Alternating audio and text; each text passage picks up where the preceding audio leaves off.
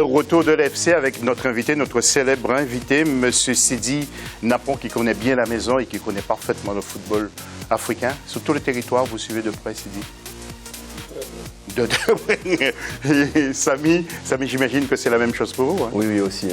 Aussi près que Sidi. Aussi près. Et Mohamed, n'en parlons même pas parce qu'il incite en plus. Ah bah oui. Ouais, donc il bosse dur. Malifootball.com. Mais pas trop sur le Mali quand même. Hein? Bon. Donc ce sont des auditeurs. Et puis la question de l'FC, le Chan mérite-t-il aussi sa place sur le continent? Réponse sur nos réseaux sociaux, mais aussi fc@africa24tv.com. Pour le dossier, eh bien c'est le football béninois qui est dans l'impasse.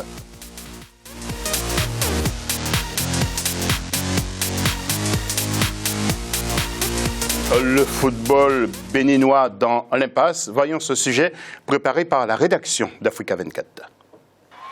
La crise du football béninois est-elle en voie d'être résolue? Depuis 2013, le sport roi au Bénin était dans l'agonie. Le 2 février 2016, 56 clubs béninois se sont engagés à participer à un prochain championnat national de football. Sur le plan international, même si elle n'a pas participé à une Coupe d'Afrique des Nations depuis 2010, la sélection béninoise continue les entraînements pour rester compétitive. La FIFA a mis en place un comité de normalisation dirigé par M. Maître Rafiou Paraíso. Et entre autres des missions assignées à ce comité de normalisation, il y a bien sûr, l'organisation du championnat national de football de première division, de deuxième division. La dernière participation du Bénin à une phase finale de Coupe d'Afrique des Nations remonte en 2010.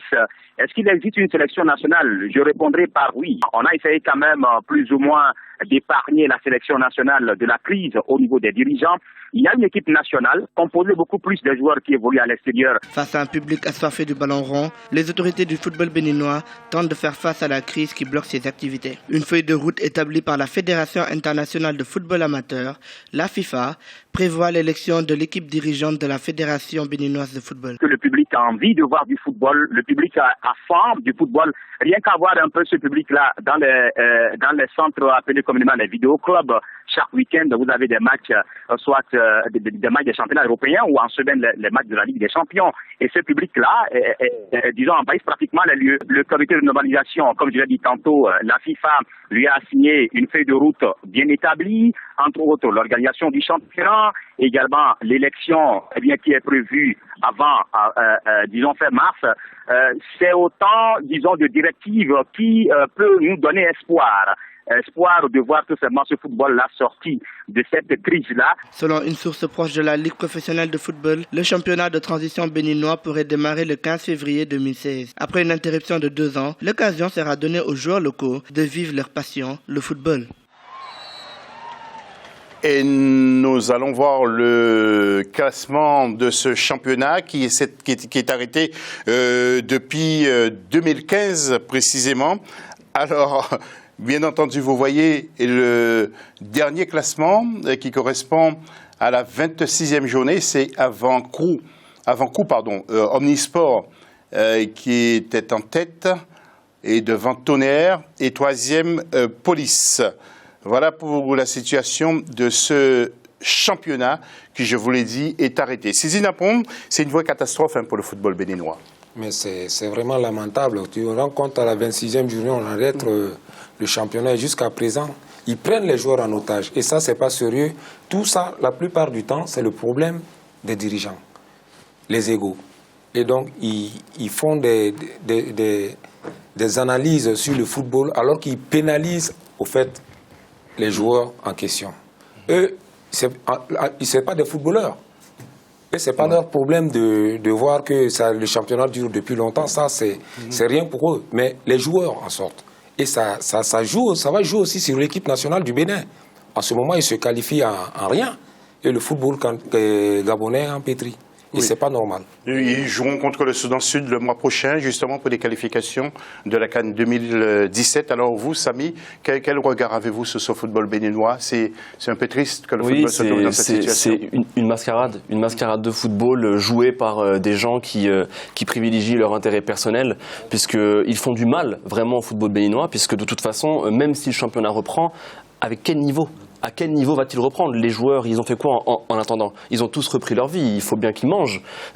Certains sont partis en Europe, ceux qui ont réussi, d'autres, ils ne s'entraînent plus, il n'y a plus de structure. Ça rejaillit aussi sur le niveau de la sélection, de toutes les sélections, que ce soit les équipes jeunes, l'équipe A. Ça rend malade le football béninois qui va mettre plusieurs années pour s'en remettre. Un arrêt de 2 ans, c'est pas de fédération, pas de football. Le Bénin va subir les conséquences de cet arrêt pendant des dizaines d'années encore. Oui, alors une parenthèse aussi sur le Mali, car il paraît qu'il y a aussi des problèmes pour le championnat malien.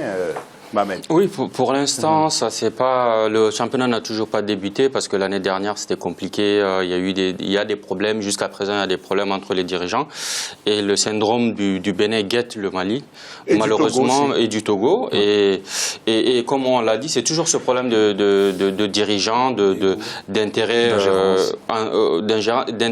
surtout des dirigeants qui ne veulent pas lâcher ce football-là pour se développer. Et puis surtout, ça fait très mal à la jeunesse. Parce que quand on regarde le Bénin où les footballeurs qui ont quelques mois joué en équipe nationale se retrouvaient dans le marché vendre des robes, c'est vraiment dégradant pour le mental de ces jeunes-là. Et c'est le seul sport qui marche au Bénin. Et si on tue ce sport-là, eh bien, la jeunesse, ça va être difficile pour gérer. Merci Mohamed. Et puis un ancien pro, et il est responsable d'une fondation, c'est Alphonse Maokbe Onjo, qui est très inquiet sur la situation. Vous allez voir donc quelques images. Il dit aussi que personne, vous voyez les coupures de journaux qui le concernaient parce qu'il a beaucoup évolué en France. Il dit aussi que les dirigeants ne s'occupent même pas des anciens joueurs pour du pays, ils ne demandent pas des avis, ils ne les consultent pas. C'est une vraie catastrophe. Je vous laisse encore découvrir quelques images d'Alphonse Maokbe Onjo, donc qui évoluait en France. Alors, je vous propose maintenant de l'écouter. Nous l'avons joint au téléphone. Écoutez ce qu'il dit. Bon, ce qui se dit dans le football au Bénin, c'est la suite normale des choses. Parce que on veut toujours vite aller en besogne. On ne veut pas préparer quelque chose de fiable en place. Mais l'histoire, elle a commencé, je peux dire, moi, de mon temps, en 1975, disons en 1974, on faisait le championnat et l'équipe, l'Étoile, dans laquelle je jouais, était championne du Bénin. Et on a fait la Coupe d'Afrique des champions. Et on a joué contre celui de Bobo Dioulasso. On a fait 3-2 chez eux et chez nous, on n'a pas été capable de marquer un but et on a été éliminés. Et après, le gouvernement en place, qui était un gouvernement militaire, a dissous tous les clubs et toutes les autres disciplines. Et le problème a commencé là. C'est depuis 1974. Voilà, le problème est là. Vous savez, on appelle personne, surtout les anciens, ça n'existe même pas. C'était en 95, je voulais aller suivre les élections de la fédération. Moi, on m'a fermé la porte au nez.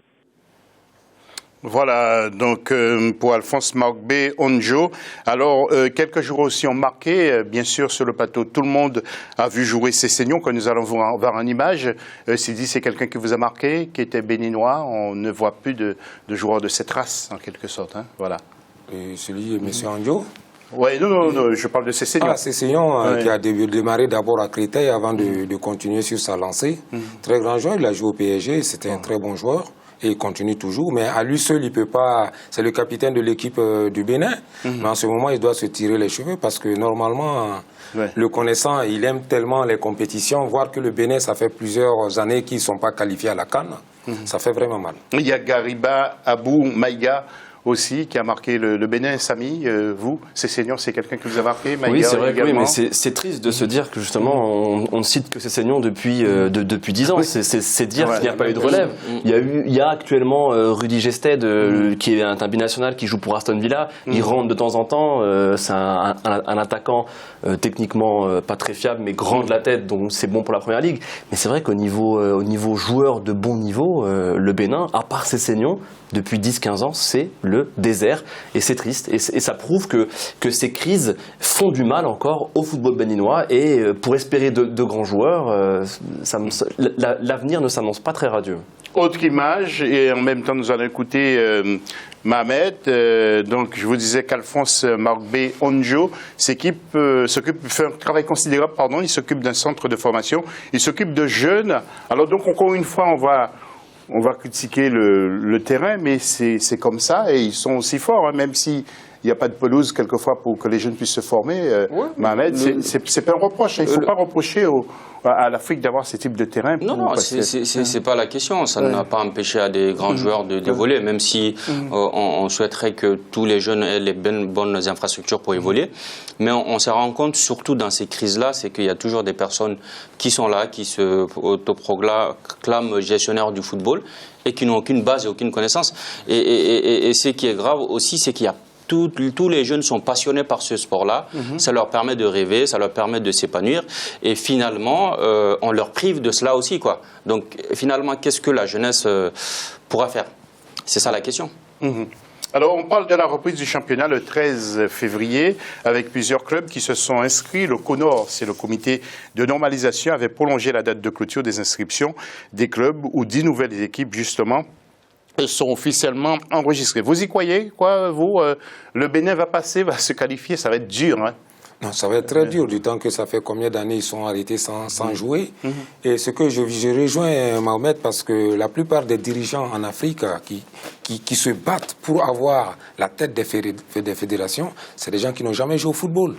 Je pense qu'ils viennent plus pour le commerce que d'autres choses, quoi. Et donc, aujourd'hui, en Afrique, il faut que le football revienne la plupart du temps aux anciens footballeurs. Comme celui du Bénin, il est là, on lui a fermé la porte. Carrément, pour qu'il ne puisse pas rentrer, parce que lui, il vit le football. Mais à d'autres, ils ne savent même pas jongler, mais c'est eux qui dirigent. Et donc, ça fait un gros problème. Exactement. Merci Sidi. Nous passerons à la troisième partie, mais ce sera le football international. Que deviendra Yaya Touré? Mohamed Traoré a des infos. À tout à l'heure.